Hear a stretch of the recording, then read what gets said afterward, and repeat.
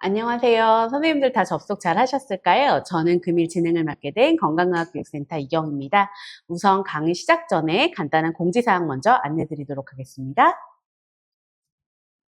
유튜브 라이브는 크롬 브라우저에 최적화되어 있어 크롬 사용을 권장드리며 개인의 네트워크 환경에 따라 음성과 영상 속도의 차이, 영상 끊김이 발생할 수 있습니다. 강의 종료 후 질의응답 시간이 있으며 유튜브 로그인을 하셔야 실시간 채팅으로 질문이 가능하니 로그인 후 강의 참여 부탁드립니다. 모든 강의 종료 후 하단 URL에 만족도 조사지도 함께 작성 부탁드립니다. 그럼 보건교사 대상 소아성장 클래스룸 2차시 강의 시작하도록 하겠습니다. 바쁘신 중에도 저희 소아성장 클래스룸에 참여해주신 보건선생님들께 감사드리며 금일 강의해 주실 이로지 교수님을 간략히 소개드리고 시작하도록 하겠습니다. 교수님께서는 계명대학교 의과대학을 졸업하시고 동대학원에서 의학 석사를 취득하셨습니다. 칠곡 경북대학교 어린이병원 소아내분비분과 임상강사, 이화여자대학교 부속 목동병원 소아청소년과 진료조교수를 거쳐 현재 계명대학교 동성병원 소아청소년과 진료교수로 재직 중에 계십니다. 그럼 이로지 교수님 모시겠습니다. 안녕하세요. 동산병원 소아청소년과의 이로지입니다. 오늘 말씀드릴 내용은 저신장과 소아비만 그리고 당뇨병에 대한 내용입니다. 먼저 저신장에 대해서 함께 보도록 하겠습니다. 최근 키에 대한 관심이 많이 증가가 되면서 많은 부모님들이 우리 아이가 또래보다 키가 작다면서 외래에 내원하시는 경우가 빈번하게 있습니다. 그렇다면 의학적으로 말하는 키가 작다, 저신장의 의미는 무엇인지 먼저 살펴보도록 하겠습니다. 같은 성별 그리고 같은 나이의 표준 신장과 비교해서 키가 마이너스 2 표준 편차 이하 또는 300분위수 이하인 경우를 저신장이라고 이야기를 합니다. 그래서 100명 중에서 키가 작은 순서대로 줄을 세어봤을 때 작은 순서대로 첫 번째, 두 번째, 세 번째인 경우에 저신장이 있다고 이야기를 합니다. 한 시점에서의 키도 중요하지만 일정 기간 동안 성장 패턴 역시 또 중요한 요소입니다. 그럼 다음으로 성장에 영향을 미치는 요소를 살펴보도록 하겠습니다. 가장 크게 작용하는 것은 유전인데요. 유전에는 인종이나 가족의 키, 성별, 염색체 이상, 선천 대사 이상이 해당이 됩니다. 그리고 또 사춘기가 언제 오느냐의 여부도 중요한데 사춘기가 일찍 오는 성조숙증 같은 경우에는 성장판이 일찍 닫히면서 키가 원래보다 더 작아질 수가 있고 사춘기가 늦게 오는 경우에는 키 클 수 있는 시간을 더 많이 벌 수가 있습니다. 또 이외에 영양도 중요하겠고 질병의 유무, 그리고 운동을 하는지, 스트레스를 받는지, 잠은 잘 자는지 등이 중요하겠고 겨울에는 좀 키가 덜 자라는 경향이 있고 사회 경제적인 요인 역시 성장에 영향을 미칩니다. 그래서 호르몬 분비를 살펴보시면 뇌 한 중간에 시상하부와 뇌하수체라는 호르몬을 총괄하는 부위가 있습니다.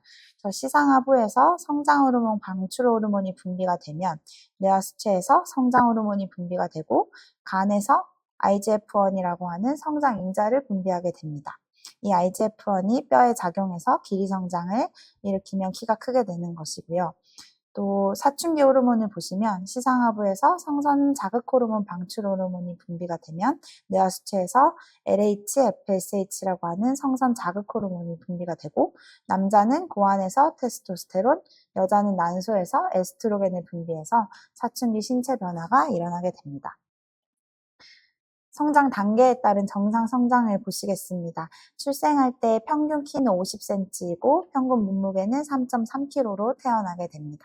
그래서 첫 1년간 정말 많이 크게 되는데 25cm가 자라서 돌 때 75cm, 몸무게는 10kg가 됩니다. 그리고 1세에서 2세 사이에는 영양 상태에 따라서 키가 크는 시기로 연간 10cm 이상 크게 됩니다. 그리고 사춘기 전까지의 소아기에는 성장 호르몬에 의존하여 성장하는 시기이고 연간 5에서 7cm 정도 자라게 됩니다. 그리고 사춘기 때에는 성장 호르몬과 성호르몬이 함께 작용해서 급성장을 일으키는 시기이고 성장의 완료는 남아는 뼈 나이로 17에서 18세, 여아는 뼈 나이 15세에서 16세에 성장이 완료되게 됩니다. 그래서 아이의 성장이 정상 범위를 벗어난 경우에는 왜 그런지 그리고 어떻게 해야 되는지 고민을 해봐야 하는데요. 성장 상담이 필요한 경우는 다음과 같습니다. 그래서 매년 키 크는 속도가 4cm보다 작은 경우, 또는 반에서 키가 1에서 3번인 경우, 어느 한쪽 부모님이라도 키가 평균보다 현저하게 작은 경우, 또는 부모의 키는 정상이나 자녀의 키가 작은 경우 성장 상담이 필요합니다. 정상적인 성장을 보시면 여기 파란색 굵은 선을 보시면 되고, 출생 전에는 유전이나 감염 및 화학물질, 산모의 건강과 태반 기능, 그리고 호르몬과 성장 인자에 의해서 성장이 조절이 되고, 출생한 후에는 유전, 만성질환, 사회적 환경, 영양, 호르몬 성장 인자에 의해서 성장이 조절되게 됩니다. 그럼 저신장의 원인을 하나씩 좀 살펴보도록 하겠습니다. 정상변이 저신장에 해당되는 것이 가족이 다 작은 가족성 저신장, 그리고 체질성 성장 지연이 있습니다. 가족성 저신장은 엄마, 아빠, 그리고 아이가 모두 작은 경우에 해당이 되고, 정상 범위 바로 아래 수준에서 정상 성장 곡선에 평행하게 이 3번 그래프 따라서 키가 크는 유형입니다. 출생 시에 체중과 키가 약간 작은 경향이 있고, 연간 성장 속도는 정상이지만 비교적 좀 작은 특징을 가지고 있습니다. 성장판 나이는 아이 나이와 일치하고, 사춘기는 정상 시기에 시작해서 사춘기에 급성장이 있지만 비교적 작아서 최종 키는 좀 작은 경우에 해당이 됩니다. 다음으로는 체질성 성장 지연인데요. 출생 시에 체중과 신장은 정상인데 실제 나이에 비해서 골성숙이 지연이 돼서 발생하는 정상적인 현상이고, 사춘기가 2, 3년 늦고, 또 뼈 나이도 실제 나이에 비해 2, 3세가 적다가 이제 뒤늦게 사춘기가 오면서 따라잡아서 평균 키에 도달하는 특징을 가지고 있고, 엄마 아빠한테 물어보면 대부분 엄마나 아빠가 이제 고등학교 때 늦게 컸다, 이런 가족력이 있습니다. 다음으로는 1차성 성장 장애인데요. 여기에 해당하는 것은 염색체 이상, 골연골 이형성증, 그리고 자궁 내 성장 지연이 있었던 경우나 기타 증후군을 가지고 있었던 경우가 해당이 됩니다. 터너 증후군이 있는데요. 정상인의 염색체는 몸에 23쌍이 있게 되고, 22쌍까지는 남녀 동등하고, 마지막 23번째 염색체가 남자는 XY, 여자는 XX로 이루어지게 됩니다. 네, 터너 증후군은 X 염색체가 하나밖에 없는 경우가 가장 흔하고요. 45X의 여아의 95에서 100%에서 저신장을 나타냅니다.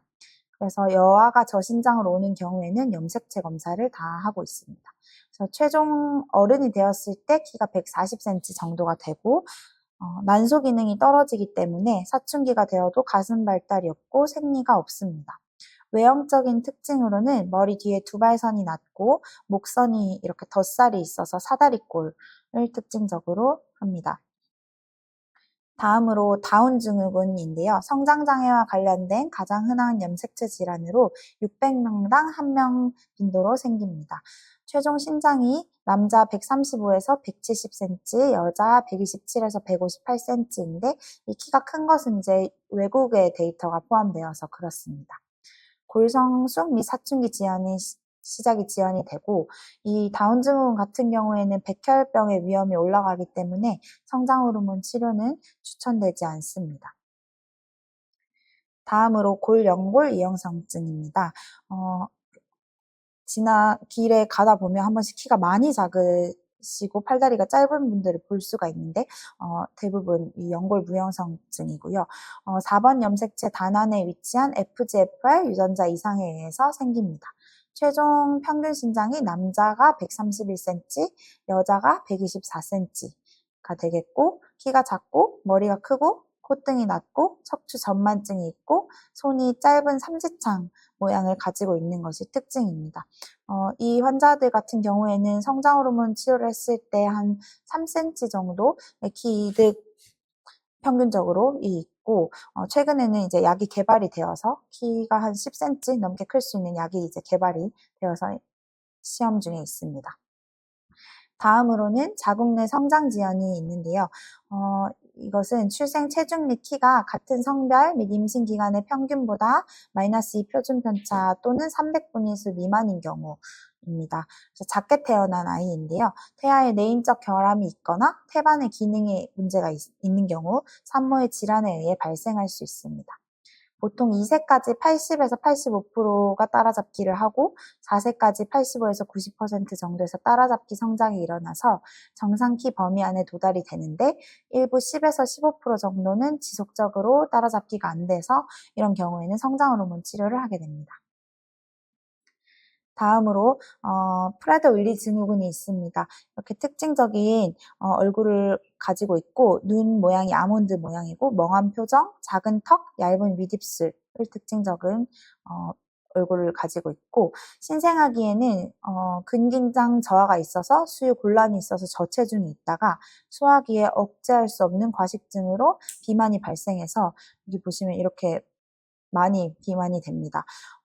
입원했던 환자가 한 명 있었는데, 엄마가 용돈을 안 주니까 이제 편의점에 가서 몰래 이렇게 음식을 훔쳐 먹고, 집에서도 밤에 막 냉장고를 뒤져서 음식을 막 먹기 때문에 엄마가 계속 감시를 하고 있었던 환자가 한 명 있었습니다.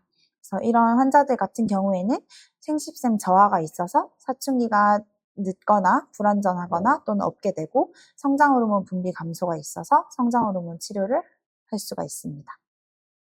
다음으로 눈안 증후군이 있는데 터너 증후군과 비슷하게 키가 작고 여기 목에 덧살이 있는데 남녀 모두에게서 발생합니다. 물갈퀴 목이 있고 후두 모발선이 낮고 외반주 그리고 심장의 폐동맥 판막 이상의 기형이 동반이 됩니다. 마찬가지로 사춘기가 늦고 정신지체가 25에서 50%에서 동반이 됩니다. 네, 이제 다음으로는 2차성 성장장애인데 하나씩 살펴보면 영양이 결핍되거나 만성질환이 있으면 키가 안 클 수가 있고 호르몬 문제가 있는 경우 키가 안 큽니다. 대표적으로 성장호르몬 결핍증이 있고요. 뒤에서 자세히 살펴볼 거고 갑상선 기능이 떨어져도 키가 잘 안 클 수가 있고 칼슘이나 비타민 D 부족으로 인한 구루병 역시 키가 안 클 수가 있습니다. 정신사회적 저신장은 이제 예를 들어서 고아원에 있는 아이들이나 같은 경우에 이제 키가 작을 수가 있고 약물 스테로이드 과다 투여하거나 성호르몬이 과다 투여되는 경우 뼈문이 빨리 닫히면서 키가 안 클 수가 있습니다. 성장호르몬 결핍 같은 경우에는 키가 100명 중에서 세 번째보다 작고 1년 동안 키가 4cm보다 안 크게 됩니다.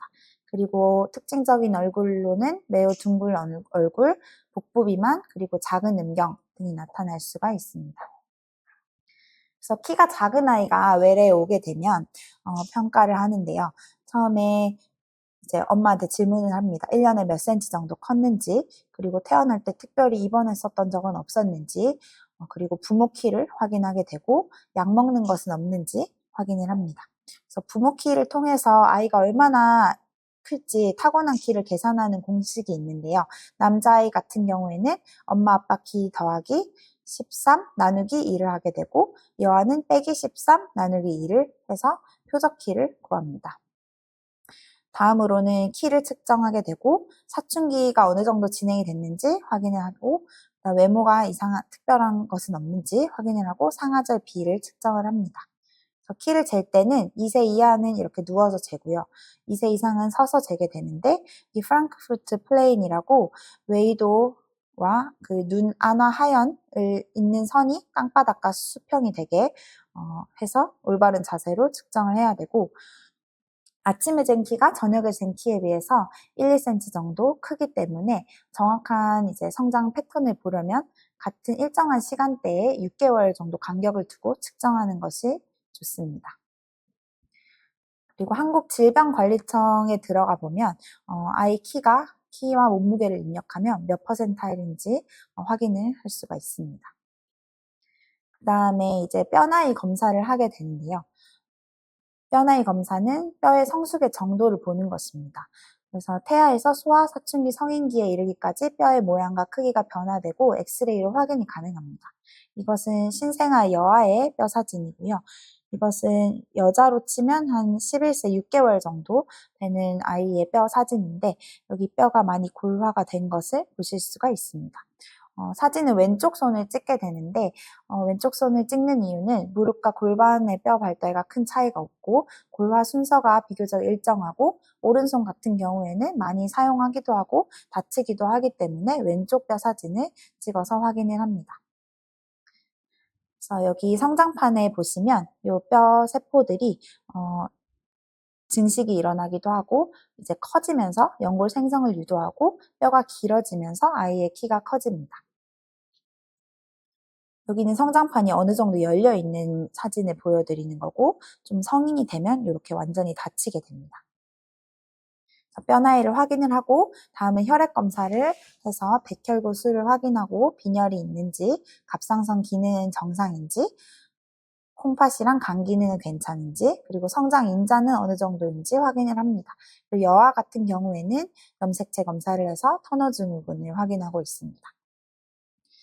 그리고 추가 검사로 성장 호르몬 결핍이 의심이 되는 경우에 자극 검사를 하게 되고 결핍이 나오면 뇌하 수체의 크기와 모양은 괜찮은지 혹 같은 것은 없는지 MRI를 확인합니다. 성장 호르몬 자극 검사를 시행하는 이유는 성장 호르몬이 이렇게 파동성으로 분비가 되기 때문인데요. 밤에 많이 분비가 되고 낮에도 이제 운동을 하면 증가하는 등 이렇게 왔다 갔다 하기 때문에 한번 측정한 랜덤으로 측정한 혈액으로는 성장 호르몬 수치를 정확하게 알기가 어렵습니다. 그래서 자극하는 약을 주고 거기에 대한 반응으로 호르몬이 어느 정도 나오는지 보고 최대치가 10 이하일 때 성장 호르몬 결핍증으로 진단을 합니다. 그래서 결핍으로 진단이 되면 성장호르몬 치료를 하게 되는데요. 성장호르몬 보험 기준은 이제 3%알 이하의 신장이면서 성장호르몬 유발 검사 2가지에서 결핍이 나오고 골연령이 자기 나이보다 어린 경우에 이제 2세 이후부터 뼈문이 닫힐 때까지 투여 가능합니다. 그래서 저신장의 치료를 보시면 갑상선 저하증이 있는 아이들 같은 경우에는 갑상선 호르몬 치료를 할 거고요. 성장 호르몬 치료를 하는 경우를 보시면 성장 호르몬이 부족한 경우, 터너 증후군, 부당경량하에 따라잡기 성장이 안 된 경우, 그리고 프라데윌리 증후군, 누난 증후군 이런 유전 질환이 있는 경우, 그다음에 만성 신부전이 있는 경우, 그리고 다른 특별한 이유가 없는데 키가 작은 특발성 저신장도 성장 호르몬 치료의 대상이 됩니다. 성장호르몬 치료 주사를 보시면 이렇게 펜 타입으로 생겼고요. 엄마가 집에서 자기 전에 주 5에서 7회, 자기 전에 피하 주사, 엉덩이나 허벅지, 팔 이런 데 맞는 주사입니다. 그래서 아까 말씀드렸다시피 2세 이후부터 성장판이 닫히기 전까지 치료가 가능하고 어린 나이에 시작하고 오랜 기간 투여할수록 효과가 더 좋습니다. 성장 호르몬은 키를 키우는 효과도 있지만 성장 이외에 지방 조직을 분해한다든지 근육량을 증가하고 골밀도를 증가시키고 심장 수축력 증가, 지적 발달 증가 이런 다양한 대사작용이 있어서 성장 호르몬 결핍으로 진단된 아이들 같은 경우에는 키 때문 아니더라도 이런 효과를 부가적인 효과를 또 볼 수가 있습니다. 또 이제 많이들 궁금해 하시는 게 부작용에 대해서 궁금해 하시는데 부작용은 정말 대부분 드물어서 비교적 안전하게 쓸 수 있는 약이기는 합니다만 주사 부위에 좀 통증이 있을 수가 있고 멍이 드는 경우도 있습니다. 그리고 정말 드물게 이게 뇌압을 살짝 올려서 두통을 호소하는 경우도 있습니다. 근데 이런 경우에는 한 달 정도 끊었다가 저용량으로 다시 시작하면 괜찮아지는 경우가 많고요. 그리고 혈당이 약간 올라간다든지 갑상선 기능이 약간 떨어지는 경우가 있어서 6개월에 한 번씩 검사를 하고 이런 경우는 약을 끊으면 대부분 괜찮아지는 경우가 많습니다.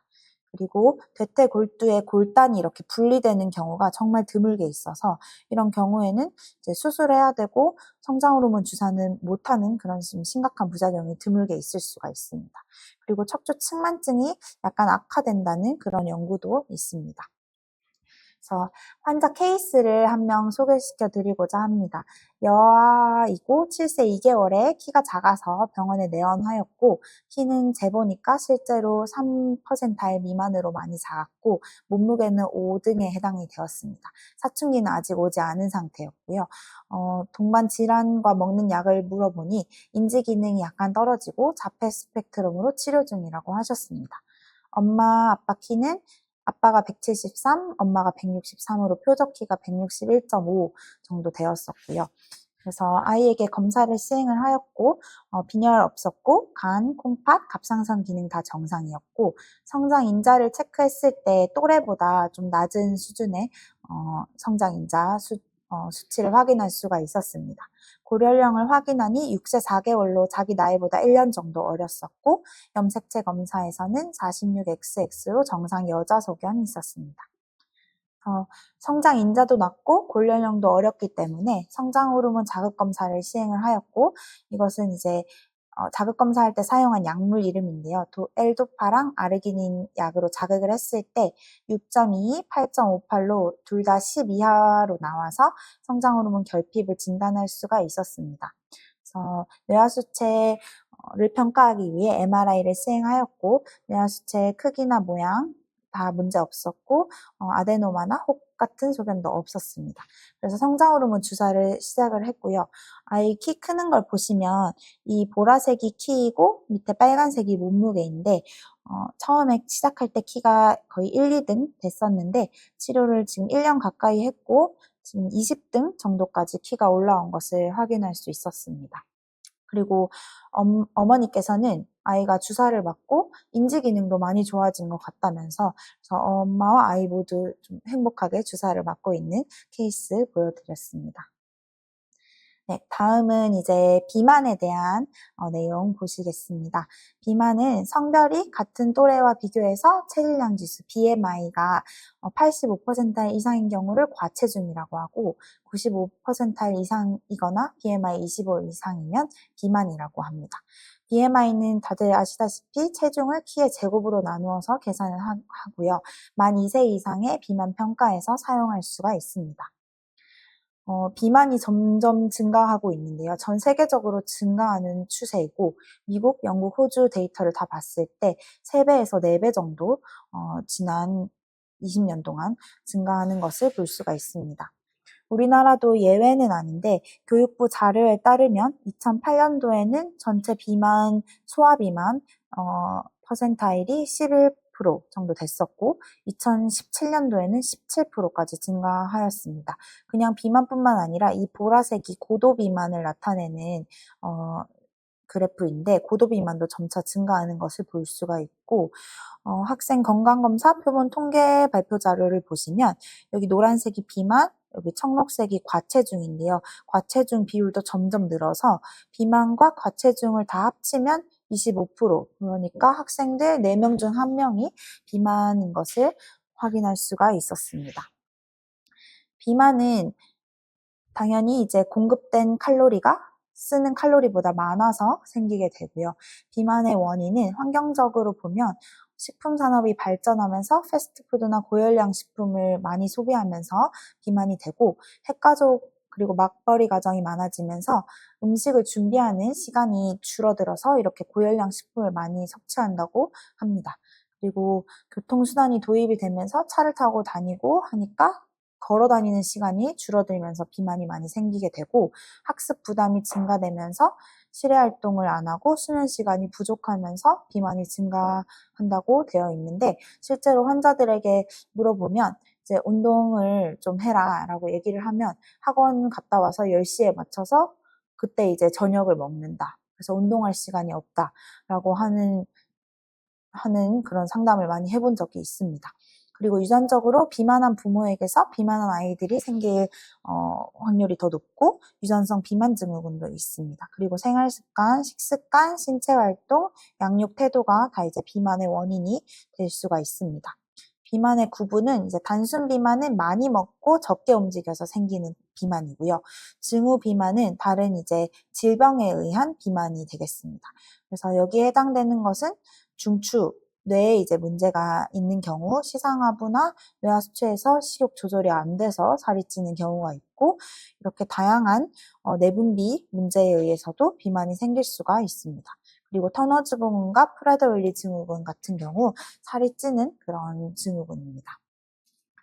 그래서 비만을 평가할 때는 BMI를 가장 많이 쓰고 있고 BMI가 85% 이상이면 과체중, 95% 이상이면 비만이라고 합니다. 또 사용하는 그 지표가 비만도가 있는데요. 비만도는 측정한 체중이 성연령별 신장별 표준 체장에 대해서 초과하는 정도를 백분율화한 것으로 20% 이상이면 비만, 그리고 30%에서 50% 사이면 중증도 비만, 50% 이상이면 고도 비만이라고 합니다. 또 허리둘레는 내장 지방과 관련되는 지표로 사용하고 90% 이상인 경우에 이제 비만이라고 생각을 합니다. 소아 비만의 문제는 이제 비만한 아동은 비만한 어른으로 갈 확률이 높고 어릴 때 이미 고지혈증이나 지방간, 고혈압, 당뇨병과 같은 성인 질환이 생기게 됩니다. 비만의 동반 질환을 보시면 정신적으로는 자존감이 낮고 우울증이 있거나 식이장애가 있는 경우가 많습니다. 그리고 거짓 뇌종양이라고 해서 뇌압이 올라가는 현상을 말하는데 가슴이나 이런 배에 지방이 많으면 이게 정맥 환류가 잘 안 되면서 압력이 올라가서 이런 증상이 생길 수 있다고 합니다. 그리고 코골이나 천식, 그리고 운동 불내성 생길 수 있고 심혈관계 질환으로는 고지혈증, 고혈압, 그리고 응고장애, 만성염증, 혈관 내피세포 장애 등이 생길 수가 있습니다. 지방간 생길 수 있고 호르몬 문제로는 이형당뇨병, 성조숙증, 여아에게서 다낭난소증후군, 남아에게서 생식샘 저하증이 생길 수가 있습니다. 그리고 무게가 많이 나가기 때문에 뼈에 부담이 돼서 대퇴골두 골단 분리증이나 이렇게 종아리가 뼈가 휘게 되는 블라운트시병, 팔뚝골절, 평발 등이 다 잘 생길 수가 있습니다.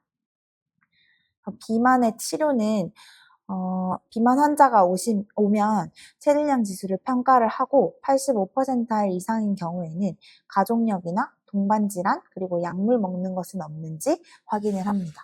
그래서 키가 작거나 성장 속도가 저하가 있는 경우, 발달 지연이 있거나 중추신경의 손상 병력이 있는 경우에는 증후 비만에 대한 평가를 하고 각 분과에 이제 의뢰를 해서 진료를 보게 되고요.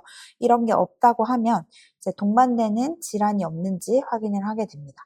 당뇨나 피 검사를 하고요. 그래서 당뇨, 고지혈증, 지방간 이러한 것들을 확인을 하고 고혈압은 없는지, 생리는 규칙적으로 잘 하는지, 코골이는 없는지 이런 것들을 확인을 하게 됩니다.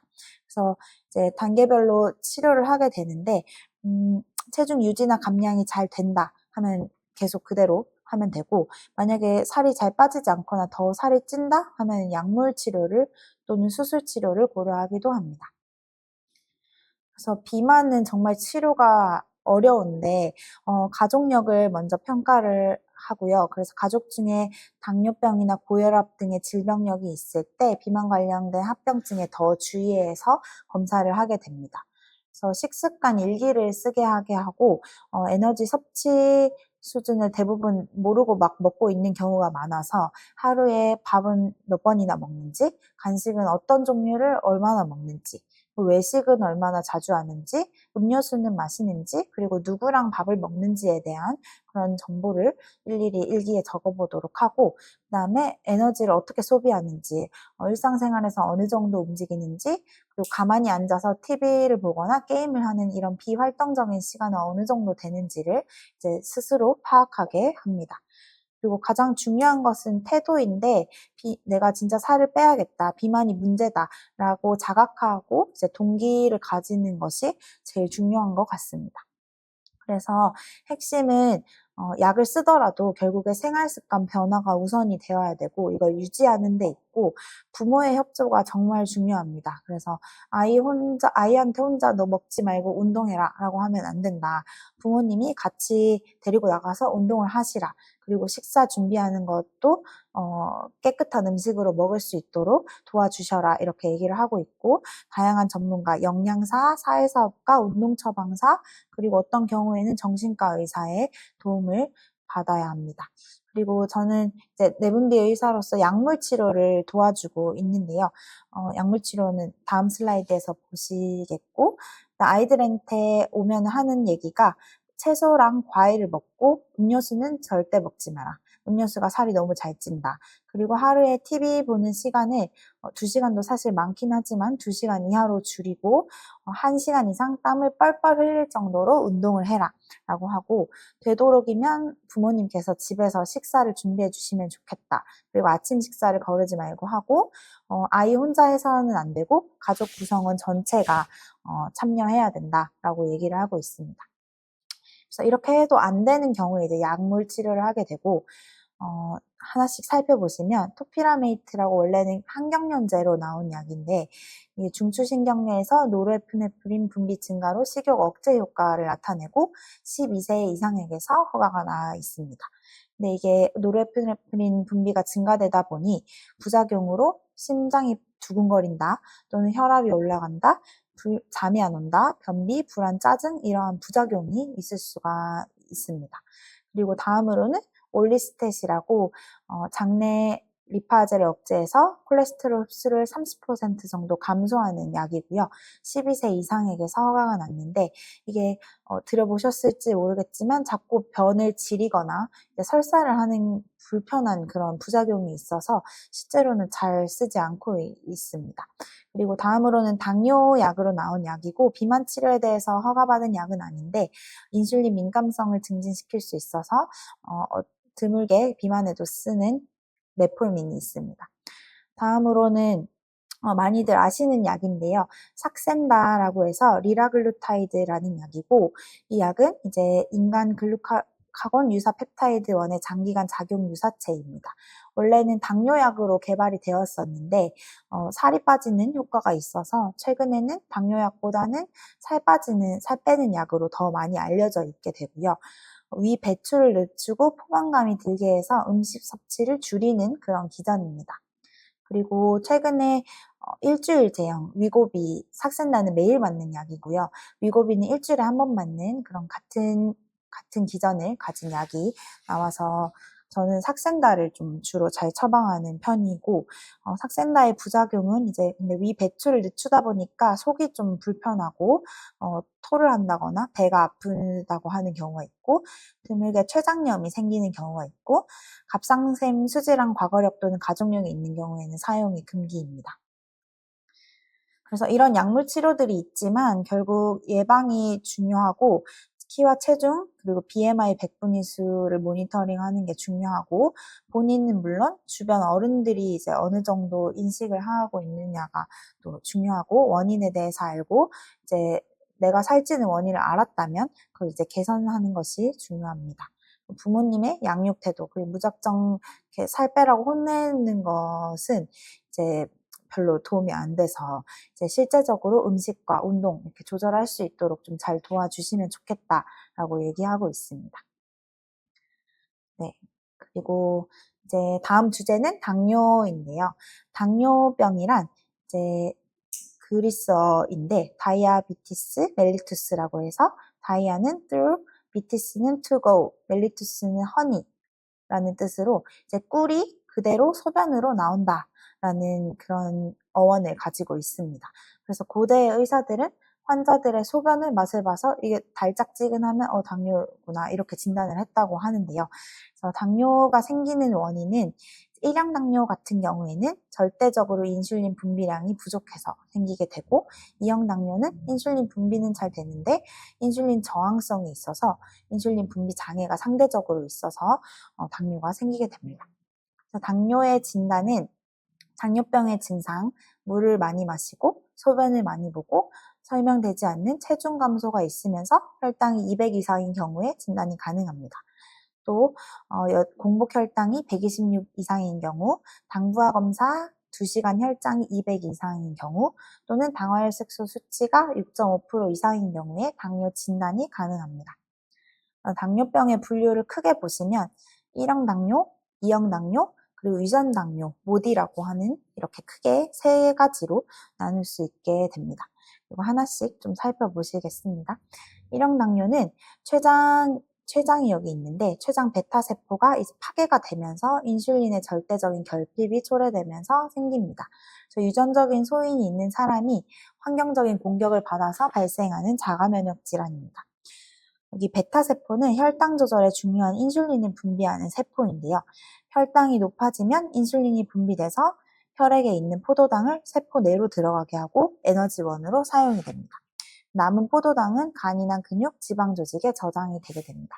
그래서 유병률은 학동기 아동, 그러니까 학교 다니는 아동 중에 1000명 중에 2명이라서 한 학교에 한두 명씩은 있습니다. 당뇨병의 증상으로는 소변으로 당이 배출이 되기 때문에 그로 인한 삼투성 으로 이제 물을 많이 끌어내서 소변을 많이 보게 되고, 소변이 많이 나오니까 목이 말라서 물을 많이 마시고, 소변으로 당이 빠지니까 허기가 져서 음식을 많이 먹게 되고, 소변으로 당이 배설되니까 칼로리가 소모되어서 체중이 빠지게 됩니다. 그리고 이게 심하게 오래 지속이 되면 케톤산증이라는 게 생기는데요. 인슐린이 심하게 부족하게 되면 혈당이 높은 상태에서도 지방이 분해가 되는데, 이때 생긴 그 지방산이 간에서 분해되면서 케톤체가 생성이 돼서 피 내에 축적이 되어서 혈액이 산성화가 되는 경우를 말합니다. 그래서 이런 케톤산증이 있으면 배가 아프고 속이 안 좋고 토하고 심하면 혼수, 그리고 그냥 방치하면 사망까지 이를 수 있는 그런 무서운 병입니다.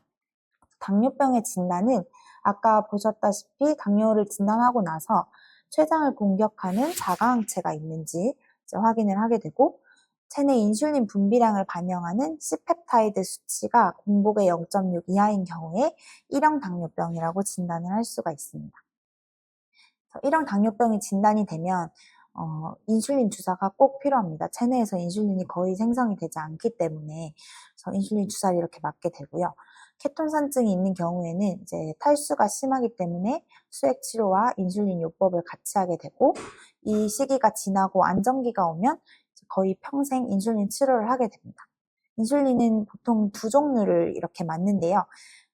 하나는 장기작용하는 하루 종일 지속하는 인슐린을 맞고, 이제 식사를 하면 혈당이 올라가기 때문에 식사 인슐린을 이렇게 하루에 3번 맞게 돼서 하루에 3번 내지 4번 인슐린 주사를 맞게 됩니다.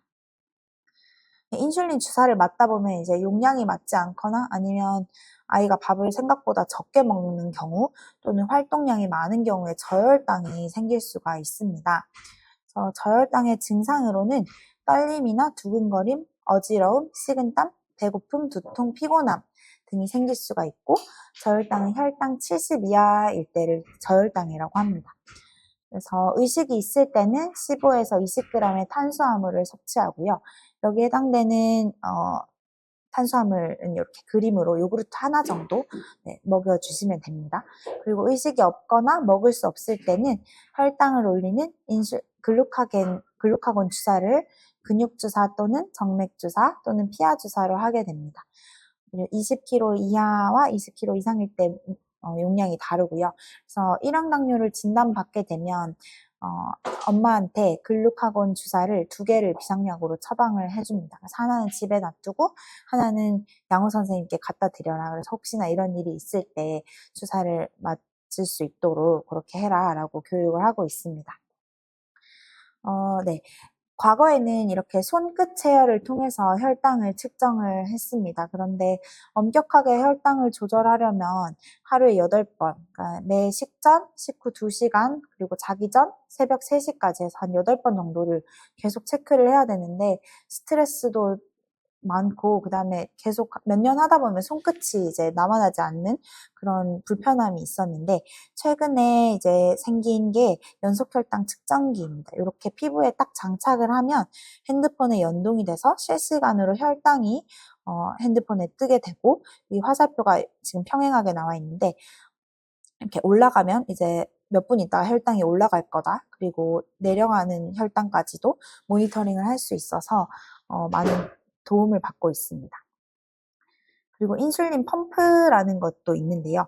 여기 이제 인슐린을 넣고 관을 통해서 아이 배에 이렇게 인슐린을 연속으로 주입할 수 있는 그런 기계입니다. 그래서 인슐린 펌프는 인간의 췌장처럼 지속적으로 소량의 인슐린이 투입되어서 인체에서 인슐린을 분비하는 것처럼 가장 유사하게 혈당을 조절할 수 있는 그런 방법입니다.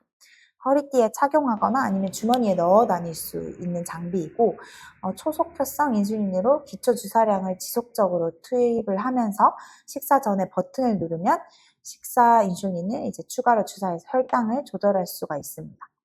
하루에 4번 주사하는 방법과 비교해서 심각한 저혈당이나 체중이 늘지 않고 더 좋은 혈당 조절을 할 수가 있어서 많이 추천하고 있는 그런 도구입니다.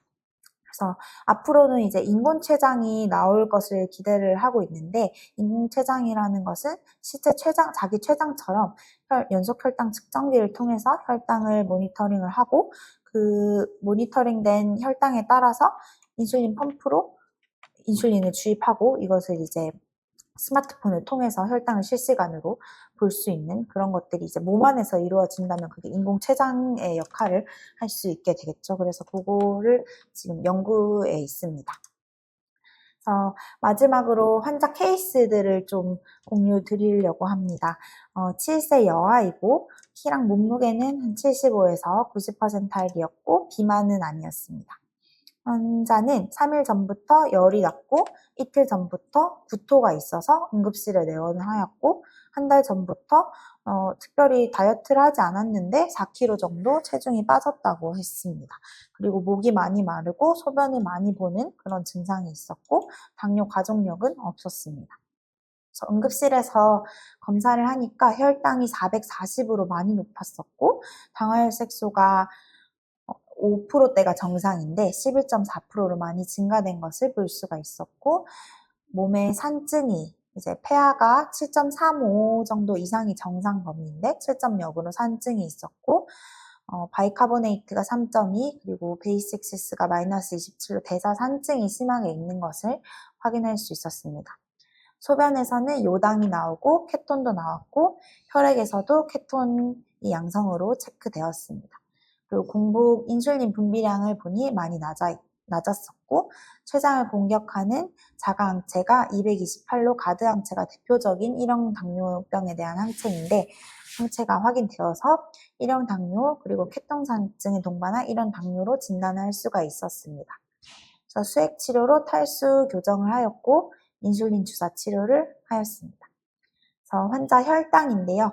이렇게 혈당이 많이 높았어서 처음에 인슐린 연속 주입을 하면서 수액 치료를 했고 이제 산증이 치료함에 따라서 이제 호전이 되고 소변 케톤이 음성이 되어서 식사를 시작하고 인슐린을 이제 장기 인슐린과 식사 인슐린으로 변경을 하였습니다.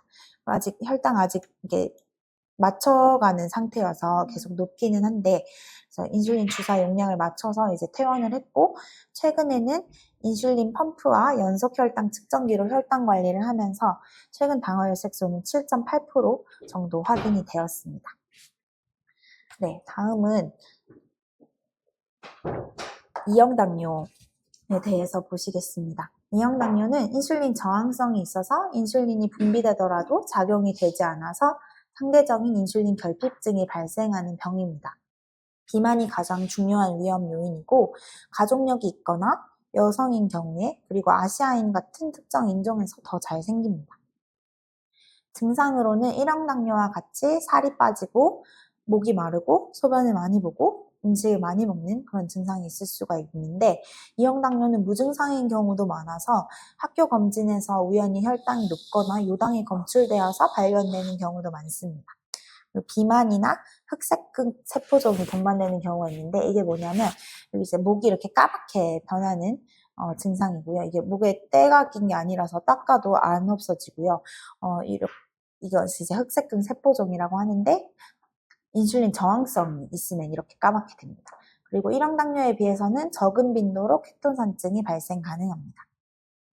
2형 당뇨를 선별 검사해야 되는 경우는 10세 이상의 과체중 또는 비만인 아이들에서 2형 당뇨의 가족력이 있거나 아니면 인슐린 저항성을 보이는 징후 또는 질환이 동반되는 경우 아까 말씀드린 흑색극 세포증, 고혈압, 고지혈증, 다낭난소 증후군, 부당영양화 역시 인슐린 저항성이 올라가기 때문에 이런 증상이 있는 경우 선별 검사를 해야 되고 엄마가 임신성 당뇨 병력이 있었던 경우에도 당뇨 선별 검사를 하도록 권고가 되고 있습니다. 그래서 2형 당뇨가 진단이 되면 치료를 하는데 목표는 고혈당 또는 저혈당의 빈도를 줄이고 이런 합병증을 감소시키는 것이고 당화혈색소는 7% 미만을 유지하도록 권고하고 있습니다. 가장 1차적으로 쓰이는 약제가 메폴민이라고 해서 인슐린 민감성을 높이는 약물이고요. 10세 이상에서 허가가 났습니다.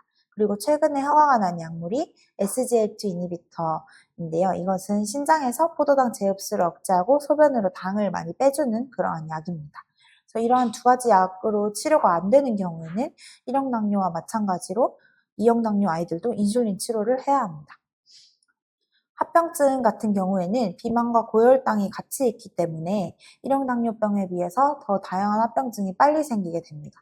무증상 기간이 길어서 진단할 때 당시에 이미 콩팥병이라든지 고혈압, 고지혈증이 같이 관찰이 되고 그렇기 때문에 매년 콩팥에 대한 그런 스크리닝 그리고 고지혈증, 지방간, 망막병증에 대한 검사가 필요합니다. 환자 케이스 한 명 공유 드리고 이제 마무리하려고 합니다. 11세 남아였고 키는 평균이었는데 몸무게가 97% 이상으로 좀 비만이었고요. 학교 검진에서 식전 혈당이 353으로 많이 높아서 내원하였습니다. 그래서 물어보니 물을 많이 마시는 것 같았고 밤에도 소변 보러 간다고 잠을 깨는 증상이 있었고 근데 원래 살이 빠지는데 그만큼 많이 먹어서 그런지 체중 감소는 없었다고 하고 목이 이렇게 까맣게 변하는 그런 소견이 있었고요. 당뇨 가족력을 물어보니 아빠가 당뇨로 경구약 복용하셨고 엄마가 임신성 당뇨 과거력이 있으셨습니다.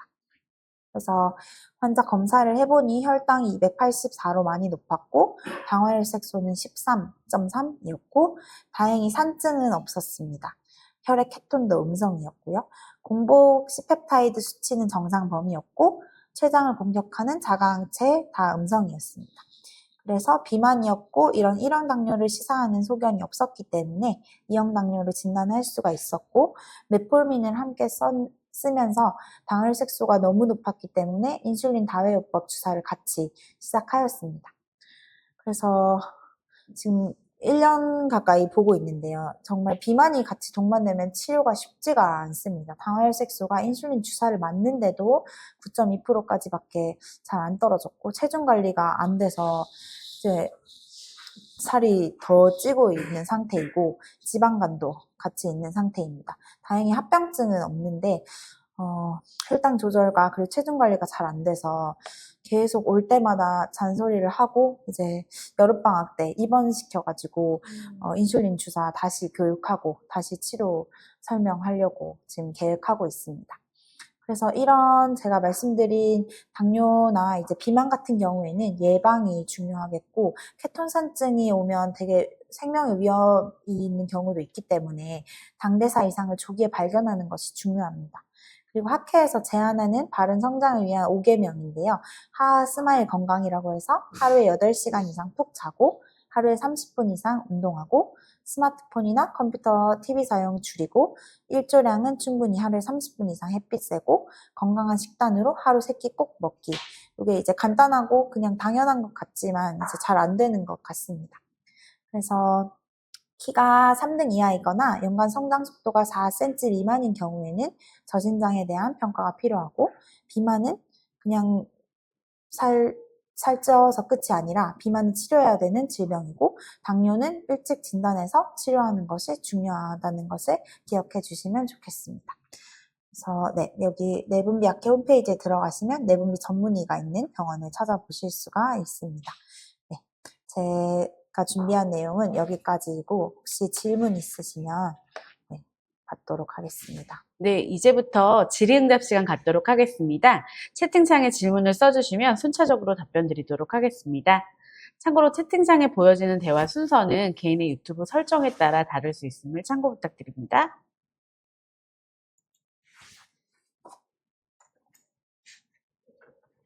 선생님들께서 채팅창에 올리시고 바로 올라와서요. 바로 시작하도록 하겠습니다. 4학년 학교 건강검진으로 가체중으로 혈액검사 결과 총 콜레스테롤 317, 중성지방 110, LDL 232가 나왔습니다. 내과에 안내를 했지만 저지방 식이요법과 운동을 안내하면 될까요? 라고 질문 주셨습니다. 네. 질문 감사합니다. 네. 4학년이면 소아과에 가보는 것이 좋을 것 같겠고, 일단 저지방 식이요법을 이제 영양팀에 의뢰해서 정확하게 칼로리 계산이랑 지방량을 이제 계산하는 법을 이제 배우도록 하고 있고, 6개월 정도 시기를 해보고, 그래도 안 되면 스타틴, 이제 지방 LDL 낮추는 약을 소아한테서도 10세 이상에서는 사용을 하고 있습니다. 그래서 그렇게 안내해 주시면 될 것 같습니다. 네, 다음으로 장윤정 선생님께서 성장 호르몬이 정상인 경우, 검사 시 결핍이 아닐 경우에도 키 성장에 효과가 있을까요? 개인차가 있겠지만 체중 키 성장에 몇 cm 정도 효과가 있을까요? 라고 질문 주셨습니다. 네. 질문 감사합니다. 성장 호르몬이 정상인 경우로 하시면 키가 실제로 저신장인 건지 아니면 키가 큰데 치료를 하는 것인지 질문은 어떤 경우인지를 모르겠는데 일단 키가 3등 미만인 경우에도 성장 호르몬 결핍이 나오지 않는 경우가 있습니다. 그런 경우에는 특발성 저신장이라고 하고 너무 작기 때문에 성장 호르몬을 치료를 권유하는 편입니다. 그래서 키가 크는 경우도 있고 키가 안 크는 경우도 있는데요. 키가 너무 안 큰다면 유전자 검사도 좀 권유를 해보는 경우가 있고요. 최종 키 성장에는 이제 개인차가 워낙 심해서 네, 몇 cm라고 딱 답을 드리기는 어려울 것 같습니다. 그렇지만 3등 미만이라면 성장 호르몬을 써보는 것이 네, 추천이 됩니다. 네, 다음으로는 김부서 선생님께서 연속 혈당 측정기와 손끝 혈당 수치 차이가 20 이상씩 차이가 나는 경우가 간혹 있습니다. 이럴 때는 어떻게 해야 할까요? 라고 질문 주셨습니다. 네. 한 20, 30 이상씩 계속 차이가 나는 경우가 있는데, 그러면 그걸 이제 감안해서, 내 손끝이랑 기계랑 이 정도 차이가 나는구나 감안하고 보면 될 것 같고, 사실 손끝이 더 정확하기는 합니다. 네. 그리고 이제 연속혈당 측정기 센서를 바꾼 지 얼마 안 된 경우라면, 이제 칼리브레이션하고 정확하게 맞추는데 한 2시간 정도 걸리거든요. 그래서 그 시간 지나고 나서 혈당을 보시면 될 것 같습니다. 네, 다음으로는 란투스와 트레시바의 작용에 차이가 있는지 궁금합니다. 라고 질문 주셨습니다. 네. 감사합니다. 란투스는 24시간 정도 작용되는 인슐린이고 트레시바는 36시간까지 좀 더 길게 작용하는 인슐린입니다. 네, 저희 채팅창에 올라오는데 시간이 걸려서요. 조금만 1, 2분 정도만 기다려 보도록 하겠습니다. 네, 더 이상 올라오시는 질문 없어서요. 저희 여기서 그러면 질의응답 좀 마무리 짓도록 하겠습니다. 질문 주신 보건선생님께 감사 인사드립니다. 이것으로 보건교사 대상 소아성장 클래스룸 2차시 강의 마치도록 하겠습니다. 그럼 더 의미 있는 소아내분비의학 교육으로 또 뵙도록 하겠습니다. 귀한 시간 내어 강의해주신 이로지 교수님께 다시 한번 감사 인사드립니다. 감사합니다. 소아성장 클래스룸에 참여해주신 보건선생님께 감사의 말씀드리며 향후 보다 나은 교육 내용으로 거듭나고자 만족도 설문조사 마련하였습니다. 유튜브 영상 하단의 URL을 클릭하셔서 만족도 조사지 작성 부탁드리며 만족도 조사지에 들어가셔야 금일 강의 참여 확인도 가능합니다.